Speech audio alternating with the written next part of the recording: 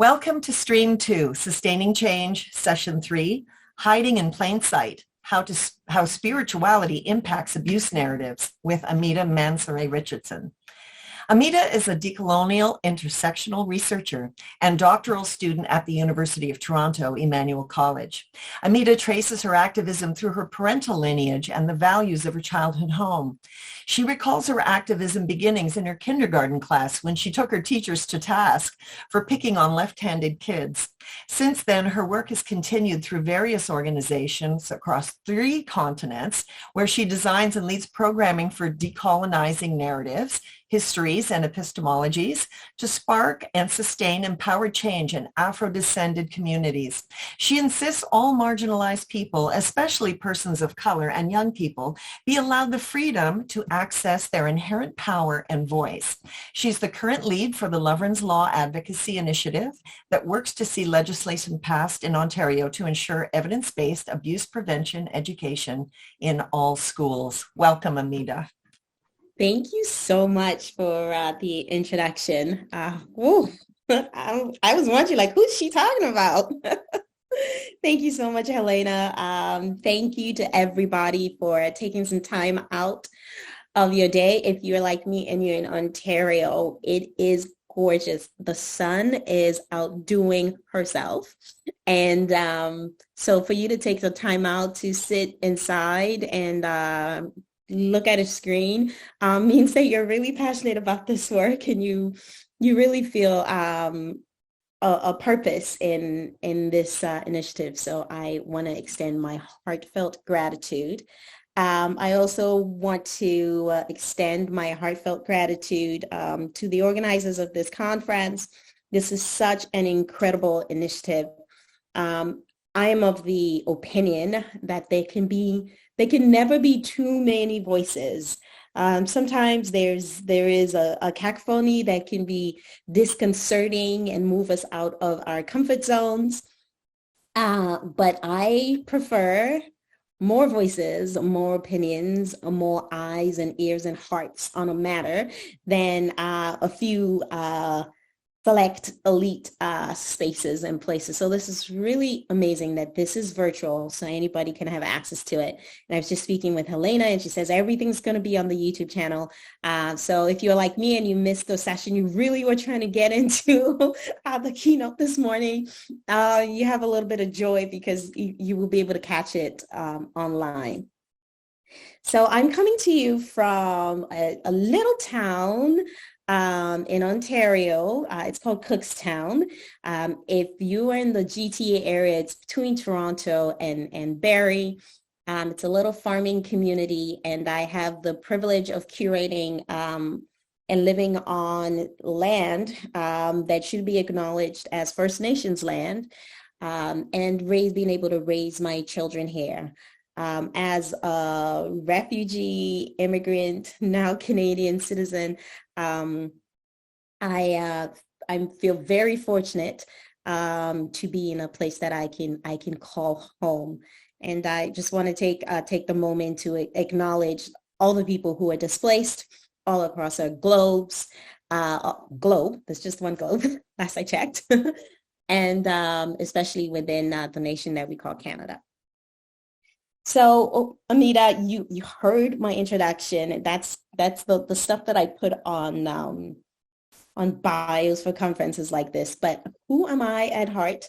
First and foremost, I am a mother. I have 5 sons, and I like to say that my heart is full, and so are my hands. I have one finger for each child. And being a parent is, for those of you who are parents or who have had opportunity to parent and nurture humans or animals or gardens or any being, you understand how that molds you and pushes you to hopefully want to see the best in the world, be the best version of yourself. And that's been that's a real cornerstone in my life and in my work. But yes, I did start using my voice as a kindergartner it's a funny story. I was born and raised in West Africa. I like to say that my dust was drawn from the soils of the western continent of Africa.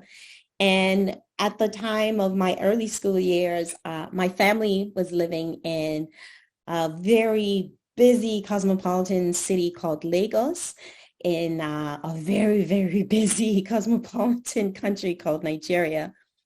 As culture has it, if you were born left-handed, you were not supposed to use your left hand to give and receive things from other people, especially your elders. And I have very distinct memories of not quite being okay with that and seeing kids in my kindergarten class being heavily, overly chastised for doing what was normal and natural, which was to reach with the hand that was their dominant hand.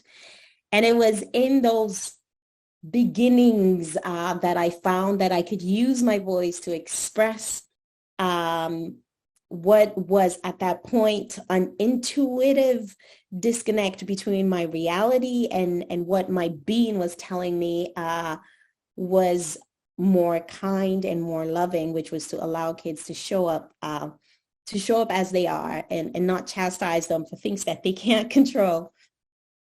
I take the time to tell this tale of my kindergarten class experience in Lagos, Nigeria, not to vilify the culture at all in any way, but just to show the value of voice. And I am super thankful to my kindergarten teacher who listened, who went beyond what was probably her comfort zone to pay attention to what this precocious 3-4-year-old was saying, because that marked me in a way that has charted the course for the work that I do. And hopefully I will be able to talk a little bit about that with you today. I used a couple of terms in my description of this talk, and I want to pull out a few of them for us to unpack, play around with, take a look at from different angles. And the first one is this idea of decolonial thinking, decolonial processes. What is it and why does it matter? What is it doing in an abuse and neglect conference space? Well, to put it very simply, when I say, and for the next 20 minutes or so, when I talk about decolonizing or decolonial thinking, I'm talking about querying status quos, querying systemic ways, systemized ways of knowing, ways of doing, things that we just tend to believe is the way things are. But when we come right up to that thing or that system, I think that we all get to ask the question, who says this is the way something is supposed to be? And if we are able to ask that question in a space that is enabling and empowering, hopefully we get to some places where we understand historical implications of things like colonization and hegemonic, systems that are privileged as being the way or the standard to the exclusion of all the many wonderful ways that humanity shows up on the planet. And that is the perspective and the lens that I am asking, and I'm inviting you to please give yourself permission to play around with me on this webinar today. And that brings us to the poll, which I'm going to ask for in about 2 minutes. I want to talk about what happens when we bring that lens, aka that decolonial positioning, to questions of spirituality and religion and faith and practices. I think that for an exploration like this conference, where we're intentional in looking at stereotypes and biases and beliefs that are at play in spaces that can reinforce harm and can unintentionally or intentionally cause abuse to flourish. One of the places we tend to overlook are places of spiritual practices or religious rituals and devotions, that kind of thing.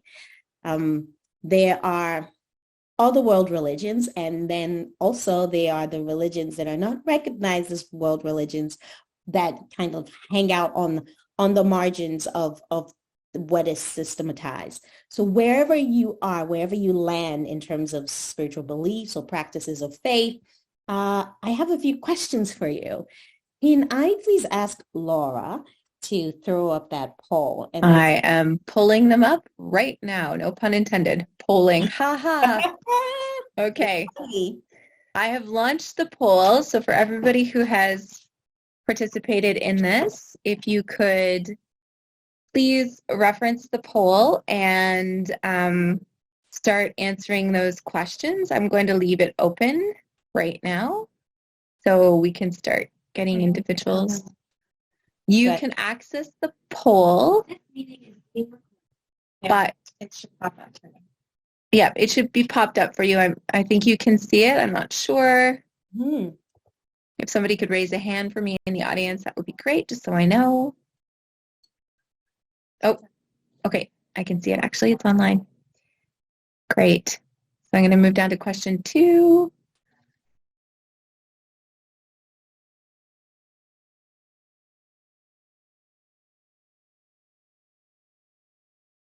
Okay, people are answering. This is great.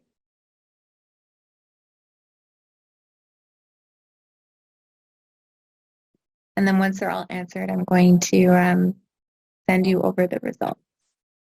Awesome. Thank you so much. No problem. So right now we're, let's leave it open for 2 more, for another minute or so, just as people are starting to read through the questions, still reading through the questions. So we're 50-50 split on, do you have a spiritual practice, religious belief, or a faith that helps you in your daily lives? Yes or no? And 50-50 on that one. For question number 2, when did you encounter or begin encountering spirituality, religious/faith practices? We have childhood at 50%. We have nothing in teenage years, which actually is quite telling. So I think there's a lot going on in teenage years. And then we're 50% for adulthood, which is good there. It's interesting there. And then have you had an instant where you recall your is it institution not feeling right or in alignment with the practice faith leadership teaching? And the answer is 50-50, yes and no. So it wasn't feeling in alignment. So some people said no, they've never had that experience. 50% say no, 50% have said yes. And have you had this experience? Have you had this experience of, something isn't quite right here. I feel ethically out of alignment with what I'm hearing. And then we've asked if people could share in the chat, but right now it seems like people are not sharing in the chat, but they've said that they feel out of alignment. That's fine. Okay, so I'm going to end the poll now, and it looks fairly even split there. Okay. Thank you so much. You did that so expertly. Oh, thanks. Now I'm going to go silent. All right. So thank you for that poll. Thank you for taking the time out to think and reflect and answer those questions. I put those questions up to serve as another piece to the scaffolding that is this conversation, or that I hope that hangs on this conversation. And in the interest of adding some texture and some details, I'll tell a little story. I have had a few instances in different in my, I guess, my faith practice, spirituality journey, over a lifetime of exploration as a seeker, that have caused me to come upon a disconnect, a feeling of misalignment.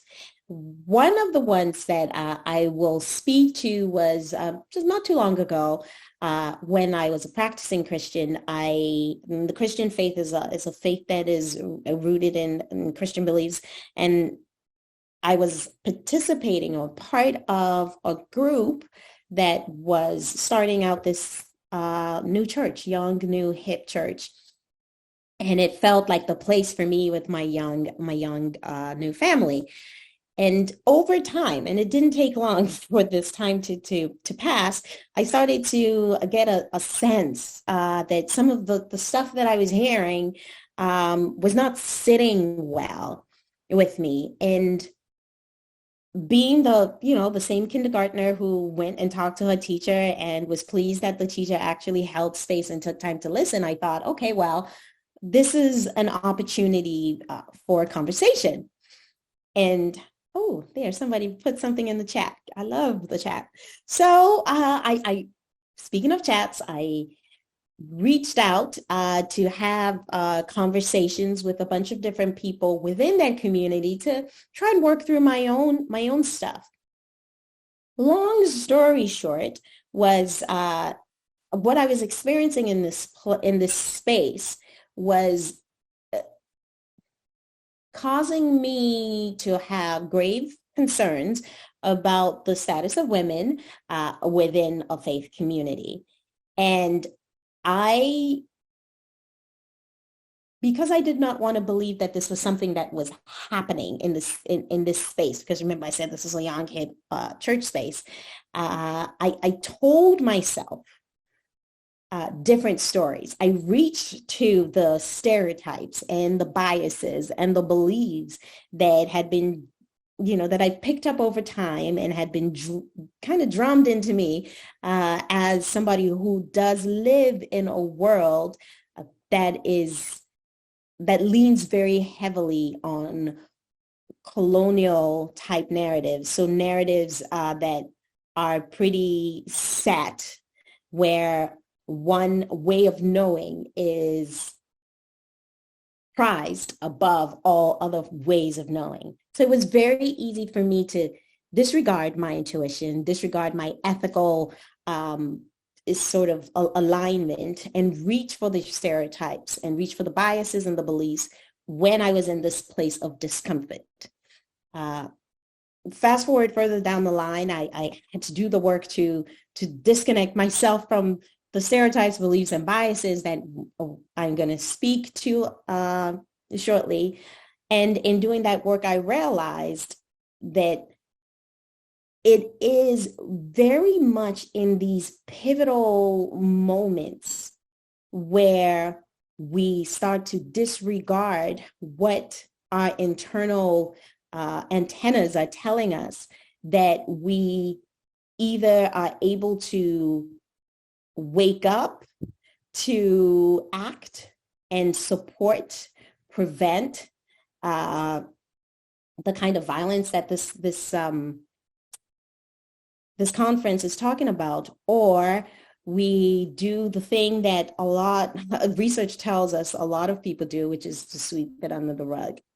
And it took a lot of self-reflection when I disconnected from that particular community for me to really understand the power of these systems and the power of these stereotypes and the power of these beliefs.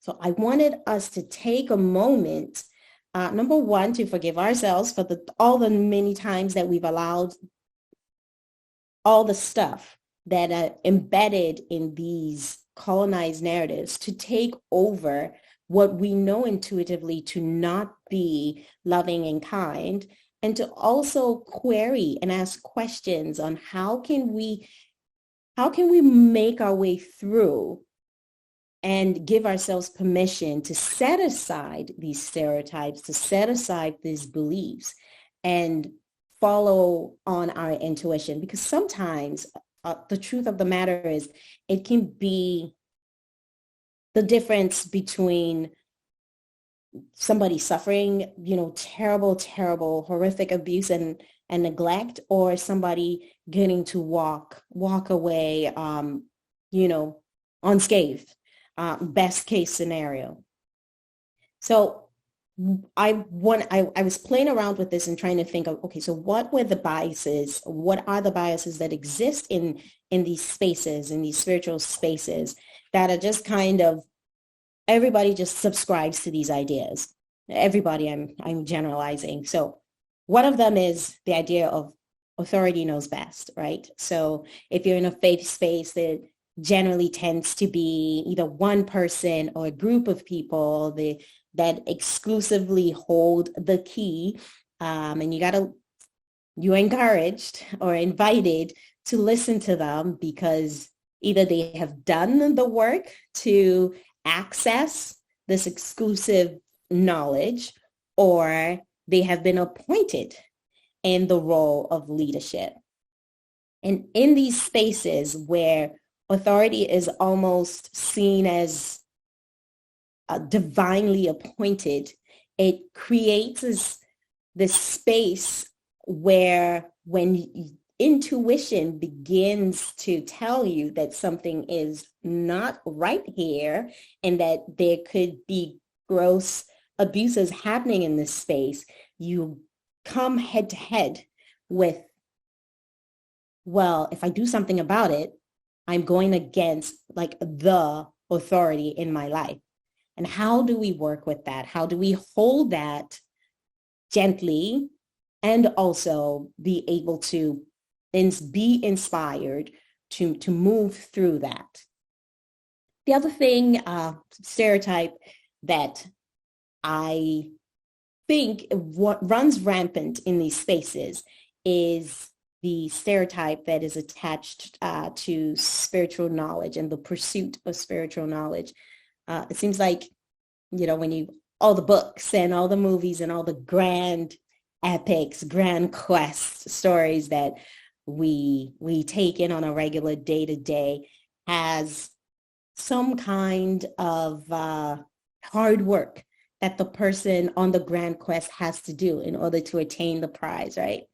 And in a lot of spiritual practices, there is the idea of you have to do the work. And in some really extreme cases, you have to become subservient to either an ideology or structure, or, in worst case scenario, people, where you lose your agency, where you lose your voice. And in some cases, some pretty extreme cases that are more popular than we like to admit, you also lose community, you lose support, you lose access to resources, your time, your money, the ways in which you're showing up to in the marketplace to support yourself and your loved ones. And you become isolated in this space where the only relationships that you are permitted to have, or the only support and systems you're permitted to have, are ones that are just out of reach for you. So you're constantly reaching. There is a Greek mythology story about a god who was punished to be constantly reaching for things that he would never get to have. And it reminds me so clearly of this, being in this space of constantly reaching, but never quite getting there, and that determining your worth. So I'm saying all these things, and I'm hoping that the light bulb is going off at some of the folks who are listening in and saying, hey, that sounds very much like when you're in an abusive relationship. Some of these things are very similar. Some of the threads, you can, substitute the authority figure in a faith-based space with the person holding all the power in a relationship, and you can substitute the lay folk with the other partner in an abusive relationship that does not have access to power and resources. And I'm here to really make clear that if we're going to have conversations about how we can mobilize and really move the needle on breaking the silence when it comes to interpersonal violence, then we need to bring those conversations into spaces that we consider sacred spaces. The beauty of the last few years is that this conversation has moved out of the home, out of the bedroom, into the boardrooms and into the workplace. And we're having conversations about this now from the boardrooms in the workplace to the of the sports field, and where people are gathering, and there's just this natural authority power holder versus the person who is disempowered. And I think one of the last frontiers is having this conversation in our sacred spaces, in these spiritual spaces. And we've, unfortunately, and quite horrifically, we see the manifestation of all of this with the boarding schools, the remains of children that are being uncovered. Each month we seem to be hearing more and more of these unmarked graves of children who were abused and discarded in these educational systems set up to colonize not just their minds and their bodies, but also their spirits. So it's very clear that the abuse that is allowed to be rampant in faith-based spaces has gone unchecked for far too long. So if we're going to say, okay, no more 20, 50, 100 years from now, no more graves, no more victims in spaces that are supposed to be sacred, then how do we do it? What tools do we need to have? How do we awaken to act in these spaces? What would inspire us to actually move beyond the stereotypes that in a lot of ways hold our society together? How do we give ourselves permission to say, no, thank you. I am instant. I'm going to pursue a path of equity and justice and all the things we know that actually really matter. How do we awaken to support those who are at risk in these spaces? Well, it has been my personal experience that information is liberating. And for a long time, for me, I could not comprehend how spaces that were supposed to be sacred, how people who were supposed to have a commitment to loving and caring for the most vulnerable of us would perpetrate these violent acts and these abuses so flagrantly and would go unchecked because there's systems in place that protect them. And that is a whole nother conversation. But one of the things that I recognize is that when one person speaks up and that one person inspires another person to speak up, then we begin to have this collective awakening.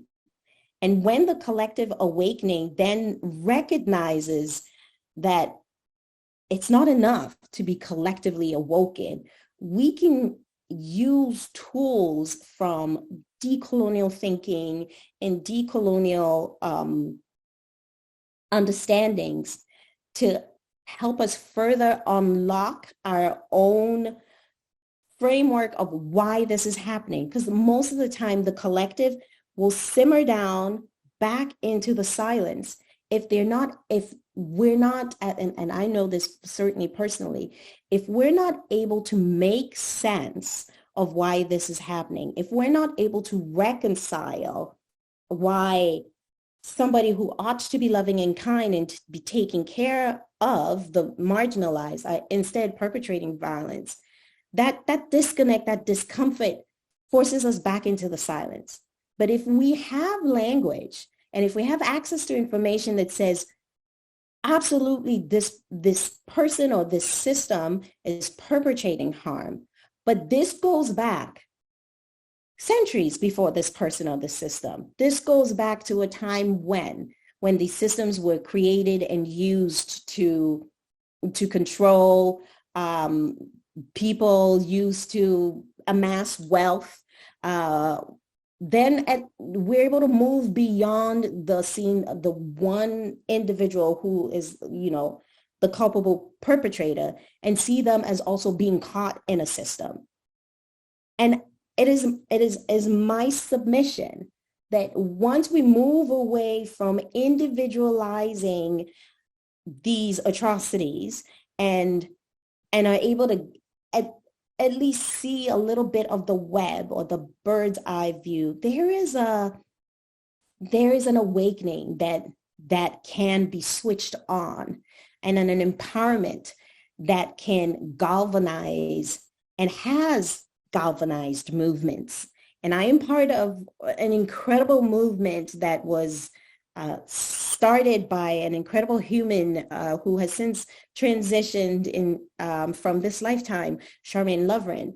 Charmaine, herself a survivor of all the horrible things that could possibly happen to a child within an abuse context.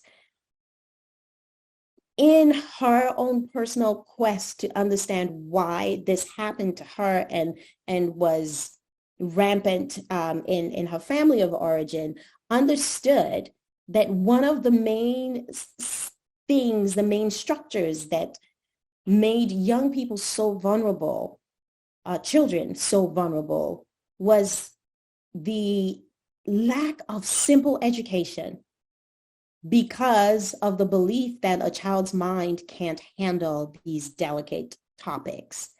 And so what Charmaine set out to do was to point to the places where education for children as young as, kindergarten, Ahmeda, education for them, where you're introducing very stripped down ideas of what abuse and neglect looks like, really does move the needle on the incidence of abuse and neglect in that person's lifetime.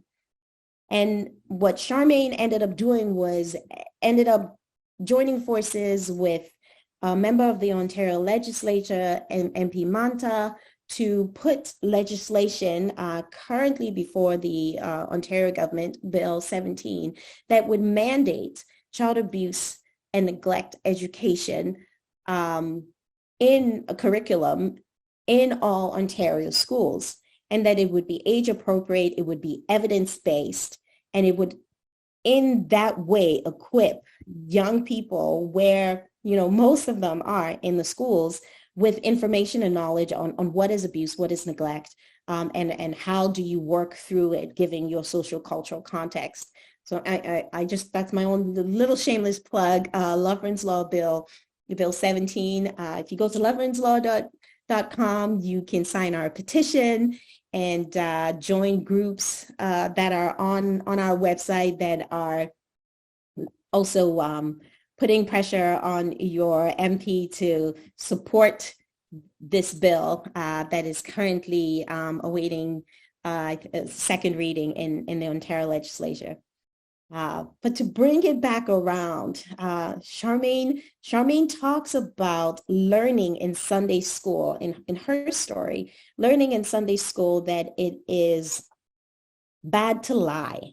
And so when the time came for her to tell her truth, when she finally felt empowered enough to tell her truth to a member of her family of the abuse that was happening, she was very convinced that truth-telling would be the way to her freedom, because that was the information that she had been given as a child going to Sunday school. And instead, the telling of her truth fractured her family and caused a lot of trauma that ended up, settling up and being reconciled in her lifetime.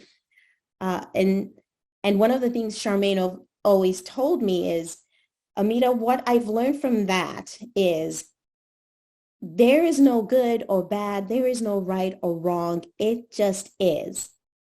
And I know that that's a very inflammatory statement, because I know when she told me that, I was like, Charmaine, you're blowing my mind right now. But I use that example to show you how she was able to engage with what she thought was the absolute truth in her life, and see that that absolute truth was not enough to inspire the change that she was looking for. And so she needed to adopt another worldview. And actually, this is a worldview that is pretty popular in a lot of indigenous communities. But she was able to adopt another worldview that galvanized her to move forward in her advocacy work. And so my invitation and my encouragement to everybody who's watching, listening to this, and who is in the trenches doing this work, is that we all know there is no space where this stuff, abuse and neglect, and specifically for me of children, there is no space that is immune to it. And sometimes we can be overwhelmed by the scope and the reality that it is those who are meant to care for, those who we believe have more authority, more power, sometimes even sacred, divinely appointed authority and power that perpetrate the violence.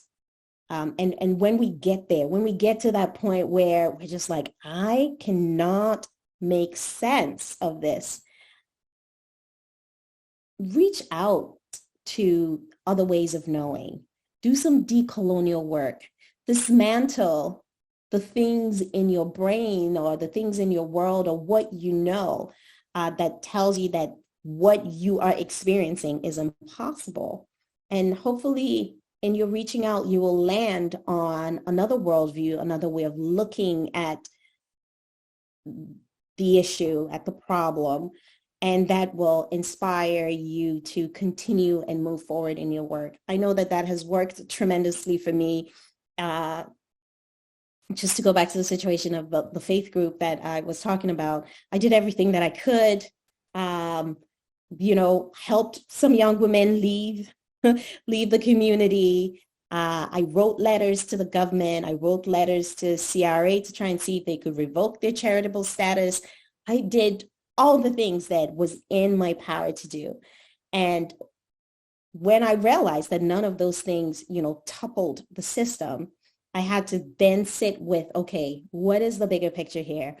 What is the thing that has the more power than I initially imagined that is at play? And it is in doing that work that I now find myself advocating at the level that I am. And I hope that you all will be inspired in your deconstruction work to find different ways of attacking these same old problems so that we won't have these same old problems, 20, 50 years from now. Thank you so much for your time. That is it from me. And now I'm wondering if anybody has any questions, comments, concerns, heckles, pushbacks. Don't invite that. Yes, the Q&A is open. If anyone has any questions or comments that you would like to ask Ahmeda. On the right-hand side, because it'll be a little easier for us to respond to that as well. Because I think the Q&A, I can see it, but I don't think everybody else can. So this way everybody can see the questions. So as Laura said, if you have any questions, to put it in the chat. How are we doing for time, Helena? I think I've done it. We have 6 minutes or less. Yeah. Perfect. So my brain stalled when you said Charmaine was blowing your mind about there is no right or wrong, no good or bad. Can you repeat that? Because I honestly, I think the same thing happened to me that happened to you. I'm having trouble computing. I'm having trouble wrapping my mind around that. What was the concept? What was the concept, it couldn't mean everything because abuse is bad, right? It's Mhm. never good and it's never right. So if you could define the concept around which she made that comment, or which it spoke to you in context with what you're saying today. Absolutely. I dropped that because I knew if there was one thing people were going to ask a question about, it was that. And I said it that way intentionally because I love the engagement. Okay. What Charmaine went on to say to me was her brain also broke when she was experiencing sexual violence and sexual abuse by people who were supposed to love and take care of her. And it was hard for her to reconcile what was happening to her with people who were supposed to be good people. And so what was useful for her was to move from good people and bad people to good choices and bad choices. Understood. I get it now. Yes. And then to even further sort of ground it was to understand that sometimes good people make bad choices because of the soup they're swimming in. And you can, lock that person up and throw away the key, but the soup still stays. And we can't put everybody, we cannot put everybody in jail when the stats are as bad as they are. You can't prosecute everybody. But maybe we can start looking at the soup we're all swimming in and say like, okay, what is the problem here? And then begin to actually do that like on-rooting hard work. Wow. Thank you. Thank you for clarifying that. I get that. And you might have explained that, but I guess because as soon as I heard that, my brain just went, I didn't hear what was said after that. I was trying, you know what I mean? Wrap my mind around. Thank you so much for this amazing presentation. They really appreciated your passion, on how well put together the information was. It was challenging, and they were very, very grateful. So lots of gratitude being expressed right now. You can't see it in the chat box. I'm not sure why it's showing up here for me, but I can see it. So I'm going to respond and let them know that, this was great. Really, really wonderful. Thank you. Thank you for allowing me to speak into a place that is heavy, challenging. But I really do believe, and this is in alignment with the themes of the conference, I really do believe that there is hope. I'm here, I'm hopeful. I could talk about all the horrible things that that happened to me as a child. Right. But I want to focus on my hope because I think that is what I have to give to the world. And in saying that, I really feel like I'm called to systemic deconstruction. And I really, that's the space that I function really well in. And I really want to encourage people to not stay in that space of, well, this slice of my reality, is sacred. Like the bad stuff is not happening here, and then blind themselves to the stuff that is actually happening. Right. And so it's just in pulling those two together that I thought, this would be an interesting offering at this conference. Absolutely. I love just using your childhood experience in kindergarten as an example because it revealed to you a cause to champion, right? It sort of revealed a bit about, something that you're capable of and speaking in defense and being the voice. And it's interesting, undoing systemic things. It spoke to me because I was left-handed and I am left-handed, but in my parents' culture, it was like you were less than if you used your left hand, right? So it's like instead of believing that and agreeing with that system, you have to break that ideology or that mentality and say, these are the things that we have to sort of deconstruct and say, this stuff isn't true just because it was part of a belief or a culture. And so identifying it, speaking up about it, I congratulate you and the work that you're doing. And keep doing what you're doing, because you are really representing a lot of people who don't have the voice. So I thank you so much for speaking with us today.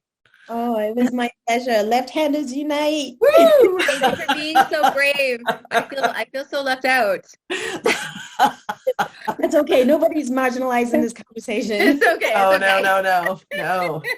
It's all good. No, that was wonderful. Thank Awesome. you so much, Ahmeda. I really appreciate this. It was great. Thanks, Ahmeda.